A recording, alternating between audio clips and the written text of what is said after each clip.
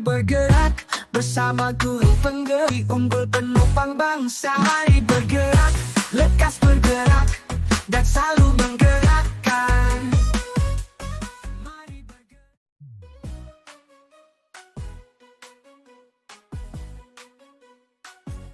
Mari bergerak bersama guru penggerak, menebar manfaat bagi pendidikan merdeka. Lekas bergerak dalam pendidikan penggerak, ciptakan generasi unggul penopang bangsa. Mari bergerak, lekas bergerak dan selalu menggerakkan. Mari bergerak, lekas bergerak dan selalu menggerakkan. Mari bergerak bersama guru penggerak, menebar manfaat bagi pendidikan merdeka. Lekas bergerak dalam pendidikan penggerak, ciptakan generasi unggul penopang bangsa. Mari bergerak, lekas. Assalamualaikum, Bapak Samsudin. Waalaikumsalam, Pak Soim. Baik Pak, terima kasih ya Pak. Untuk hari ini saya diberikan kesempatan untuk mewawancari Bapak selaku Kepala Sekolah SMP Darul Quran dalam tugas, salah satu tugas calon guru penggerak ya Pak. Jadi mewawancari kepala sekolah yang berkaitan dengan pengambilan keputusan berbasis nilai-nilai kebajikan sebagai seorang pemimpin Pak. Baik. Iya, jadi nanti ada beberapa pertanyaan yang nanti Bapak akan jawab ya Pak. Siap, saya akan jawab. Baik, Bapak sudah berapa tahun nih Pak menjabat kepala sekolah? Ini masuk tahun ketiga. Tahun ketiga Tahun ya. ketiga saya diamanai sebagai kepala sekolah SMP Darul Quran. Jadi dari segi pengalaman Bapak tentunya sudah sangat berpengalaman ya Pak. Ya, sedikit banyak ada hal-hal yang memang pengambilan keputusan yang memang kadang terjadi dilema di dalamnya, terus juga terkadang ya harus menakar mana yang menjadi skala prioritas dan mana yang bukan, seperti itu. Baik Pak, pertanyaan yang pertama nih Pak. Silakan. Bagaimana Bapak dapat mengidentifikasi kasus-kasus yang merupakan dilema etika atau rujukan moral? Ya, identifikasi dari kasus-kasus itu biasanya berkaitan dengan satu kegiatan yang memiliki sama-sama kepentingan dan juga memiliki hal yang memang memiliki dampak positif bagi guru maupun peserta didik ya. Jadi kalau saya identifikasi kasus-kasusnya relatif sebenarnya yang harus kita putuskan dan kita dorong untuk segera ada titik terang dari kasus tersebut, karena kita tahu ini menyangkut kepentingan guru tersebut dan juga anak-anak di kelas biasanya, seperti itu. Jadi memang ada identifikasi terlebih dahulu ya Pak dalam menangani persoalan-persoalan tersebut.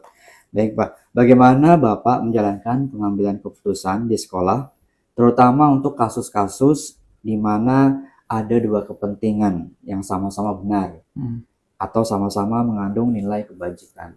Oke, kalau bicara dua kepentingan yang sama gitu ya, ini terjadi di akhir-akhir ini ketika banyak guru-guru kami yang kepanggil dalam kegiatan pendidikan profesi guru, baik piloting tahap 1, tahap 2 maupun tahap 3, itu alhamdulillah itu menjadi anugerah dan juga rezeki buat teman-teman guru untuk mengupgrade diri ya, menjadi guru yang profesional dan bahkan bersertifikat guru nantinya kan, yang diakui oleh negara.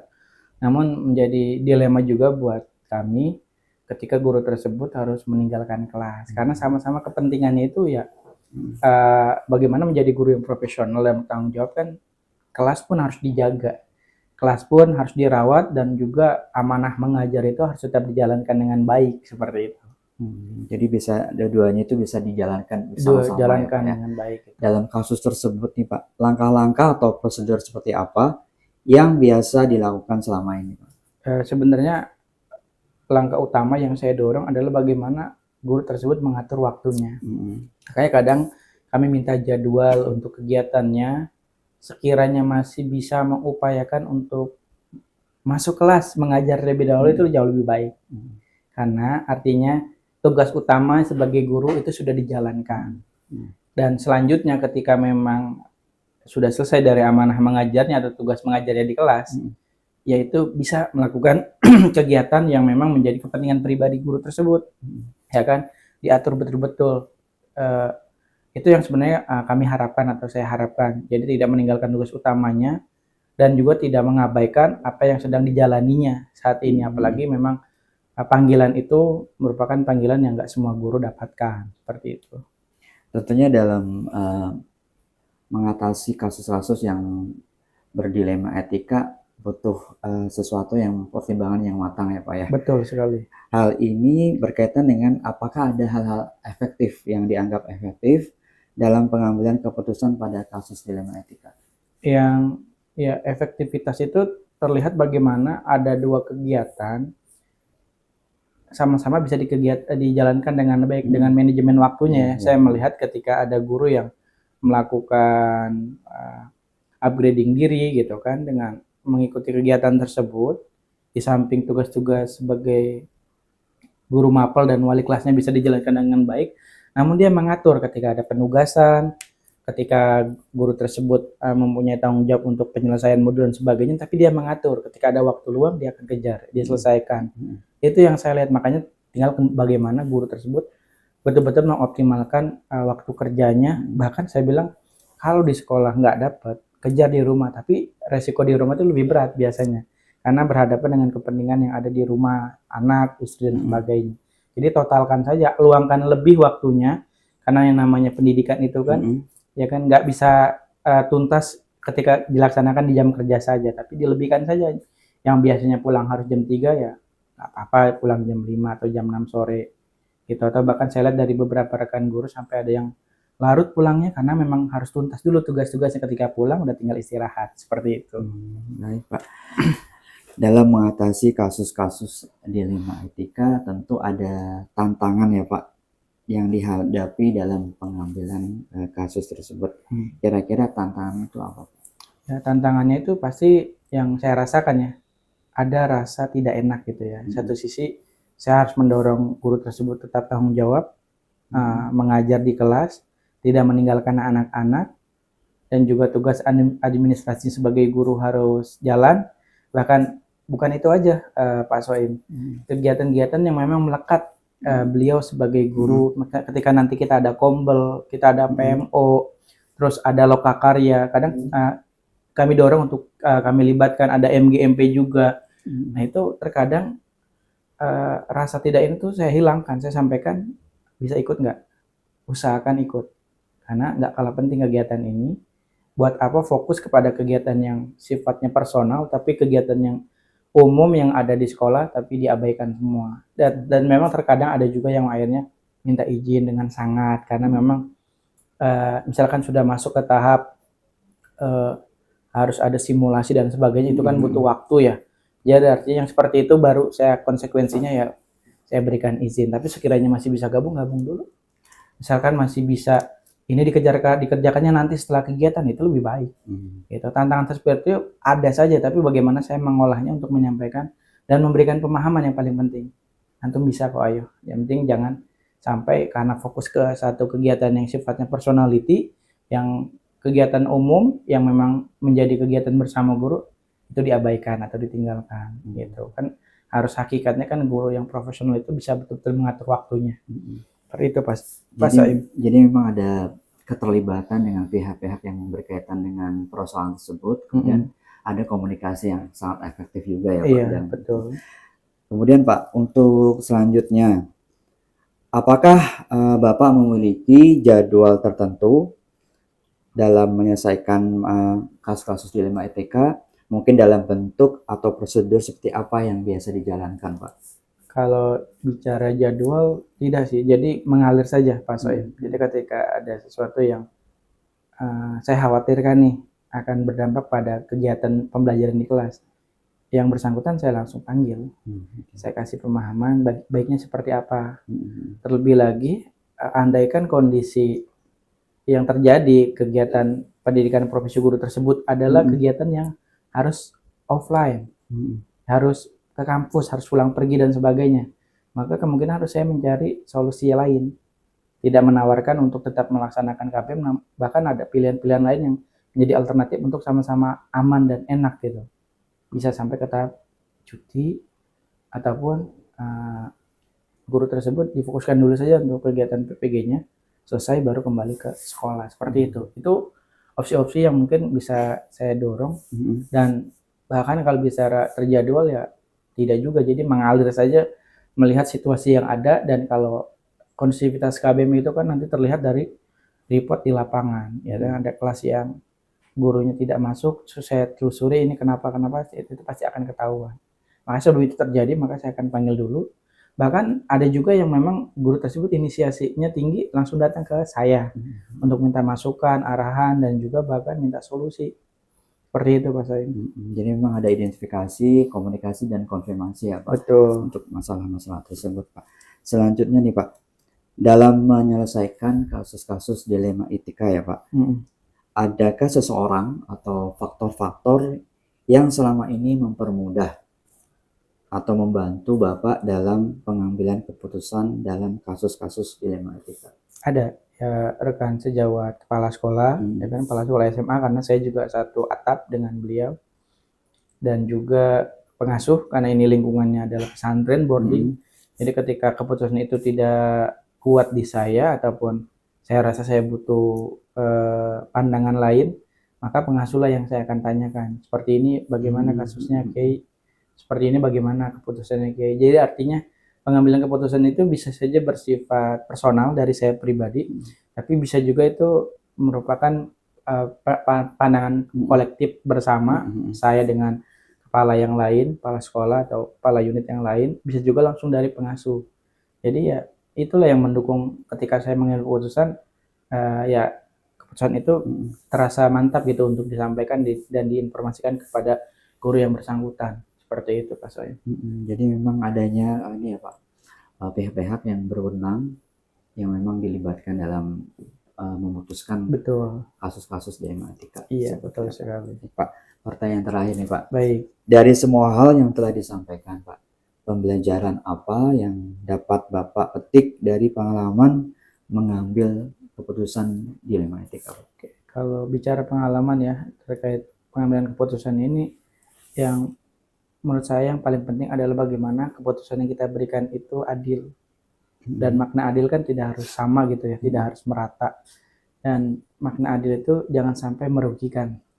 Itu yang membuat saya jadi tenang ketika mengambil keputusan, tidak merugikan dari guru tersebut dan juga tidak merugikan anak saya gitu. Sama-sama keputusan ini diambil berdasarkan kemaslahatan, mana yang lebih utama gitu. Walaupun konsekuensinya pasti selalu ada gitu. Ada satu contoh kemarin juga, ada satu guru yang bingung karena mereka guru tersebut harus ada simulasi terkait nanti mau ada pelaksanaan ujian pengetahuan, dan itu penting. Dan satu sisi beliau dilema, ini bagaimana terkait teknis pembagian rapor, sedangkan kegiatannya itu dia ke bagian sesi pagi. Terus saya kasih solusi, antum sesinya ke siang aja, paginya fokus simulasi. Sampaikan ke wali santri bahwasanya pembagian tetap di hari yang sama, cuman waktunya saja bergeser menjadi siang. Itu solusi itu didapatkan oleh guru tersebut, dan guru tersebut alhamdulillah jadi tenang, kan sudah dikasih solusi sama antum Pak Ustadz, saya bilang kayak gitu. Jadi artinya keputusan itu yang saya ambil tidak merugikan guru tersebut dan juga tidak merugikan orang tua maupun dari siswa saya gitu. Jadi itu yang pengalaman yang menurut saya penting, bahwasanya kita harus mengambil keputusan itu harus adil dan bijak. Ya, bijak dalam artian tidak merugikan orang lain, seperti itu. Oke, baik Pak. Mungkin itu saja ya Pak wawancara saya terkait dengan tugas CGP saya. Siap. Saya ucapkan banyak terima kasih Pak atas waktu yang sudah diberikan. Saya mohon izin Pak. Ya. Terima kasih banyak Pak. Assalamualaikum warahmatullahi wabarakatuh. Waalaikumsalam warahmatullahi wabarakatuh. Siap.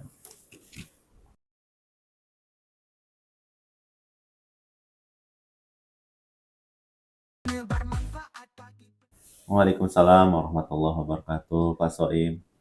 Baik Pak, terima kasih atas waktu yang diberikan ya Pak. Jadi hari ini saya sebagai calon guru penggerak diberikan tugas untuk mewawancarai kepala sekolah berkaitan dengan pengambilan keputusan berbasis nilai-nilai kebajikan sebagai seorang pemimpin Pak. Baik Pak. Jadi nanti ada beberapa pertanyaan yang nanti Bapak akan jawab ya Pak. Dengan senang hati. Ya, baik Pak. Pertanyaan pertama Pak, berapa lama nih Pak untuk Bapak menjabat kepala sekolah di SMA ini? Alhamdulillah saya diamanahi sebagai kepala sekolah di SMA Darul Quran Internasional itu menginjak tahun ketiga sekarang. Dan tentu dengan 3 tahun ini banyak hal yang kita hadapi bersama di sekolah. Baik Pak, jadi selama 3 tahun Bapak termasuk sudah berpengalaman ya Pak dalam mengambil keputusan ya Pak ya. Insya Allah sih beberapa hal yang saya hadapi, saya coba putuskan dengan segala pertimbangan yang ada begitu. Baik Pak. Selama ini nih Pak, bagaimana Bapak dapat mengidentifikasi kasus-kasus yang merupakan dilema etika atau bujukan moral? Baik, memang kasus mengenai dilema etika ya atau bujukan moral ini sering kita hadapi sebagai guru, khususnya terkait dengan murid dan orang tua. Bagaimana caranya? Saya coba melihat kondisi yang ada di lapangan, baik guru atau murid, kemudian mengidentifikasi apa yang sebetulnya terjadi, dan kita coba untuk menganalisis, kemudian menentukan langkah-langkah yang mesti kita ambil, sampai nanti kita menemukan pola atau solusi yang harus diberikan. Oh, berarti sangat sistematis ya Pak ya, dari mengidentifikasi, kemudian melibatkan beberapa pihak memang yang terlibat dalam persoalan tersebut ya Pak ya. Betul. Baik Pak, yang kedua nih Pak, bagaimana Bapak menjalankan pengambilan keputusan di sekolah, terutama untuk kasus-kasus di mana ada dua kepentingan yang sama-sama benar atau sama-sama mengandung nilai kebajikan? Jadi pertama kita harus melihat kasus tersebut apakah itu sifatnya pribadi, mengutamakan pribadi atau ke banyak orang. Apakah memang tendensinya jangka pendek ataupun jangka panjang. Saya berusaha untuk mengambil keputusan itu fokusnya untuk semua orang dulu. Kemudian jangkanya tidak hanya jangka pendek tapi jangka panjang. Artinya kepentingan bersama itu lebih diutamakan melalui musyawarah ataupun mufakat bersama antar guru. Oke, bisa disimpulkan bahwa kepentingan bersama menjadi poin penting ya Pak ya dalam pengambilan keputusan tersebut ya Pak. Betul. Baik Pak, selanjutnya langkah-langkah atau prosedur seperti apa yang biasa Bapak lakukan selama ini Pak? Untuk langkah-langkah atau prosedur yang saya lakukan untuk menganalisis atau menghadapi dilema etika ya. Pertama, saya coba lihat situasi yang ada, artinya masalah saya identifikasi terlebih dahulu, kemudian ketika sudah menentukan masalah apa yang dihadapi, saya bersama teman-teman guru ataupun siswa ataupun stakeholder lain, orang tua begitu, mencoba mencari solusi apa yang harus dilakukan. Kemudian itu menjadi nilai bersama ya. Artinya sekolah mempunyai nilai-nilai kebajikan dan itu menjadi pegangan kita, prinsip kita untuk menyelesaikan masalah tersebut. Sampai akhirnya ada terakhir refleksi dan evaluasi. Begitu. Refleksi ke depannya, langkah-langkah yang harus dilakukan ke depan supaya hal tersebut tidak terulang kembali. Baik Pak. Hal-hal apa saja yang selama ini merupakan tantangan dalam pengambilan keputusan pada kasus-kasus dilema etika?